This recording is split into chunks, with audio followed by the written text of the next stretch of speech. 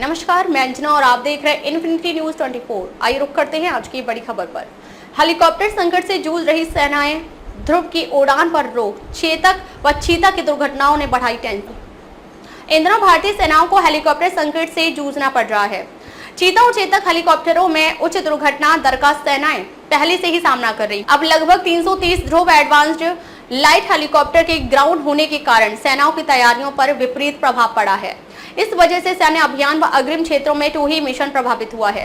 Advanced light helicopter का सबसे बड़ा बेड़ा थल सेना के पास है। अभी सेना के पास 180 से अधिक ALH हेलीकॉप्टर है। इनमें से 60 हथियारबंद रुद्र हेलीकॉप्टर हैं। यू सेना के पास 75, नौसेना के पास 24 और तटरक्षक बलों के पास 19 ऐसे हेलीकॉप्टर हैं। इन हेलीकॉप्टरों का निर्माण हिंदुस्तान एरोनॉटिक्स ने किया है। पहली बार साल 2002 में इन्हें सेना में शामिल किया गया था। टाइम्स ऑफ इंडिया की खबर के मुताबिक चीन और पाकिस्तान सीमा पर सशस्त्र बल खोज, विजिलेंस, टोही मिशन और बचाव अभियान के लिए इन हेलीकॉप्टरों पर काफी निर्भर हैं।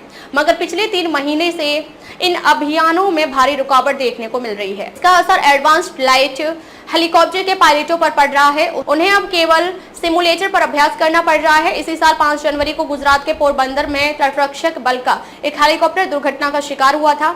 इस हादसे में 2 पायलटों और एक एयर क्रू ड्राइवर की जान चली गई थी। इसके बाद सभी ध्रुव एडवांस्ड लाइट हेलीकॉप्टरों को ग्राउंड कर दिया गया था। शुरुआती जांच में जानकारी मिली कि हादसा हेलीकॉप्टर में स्विच प्लेट फ्रैक्चर के कारण हुआ है। अधिकारियों का कहना है कि अन्य ALH में भी ऐसी ही समस्या देखने को मिल सकती है। इस वजह से इन्हें ग्राउंड किया गया है।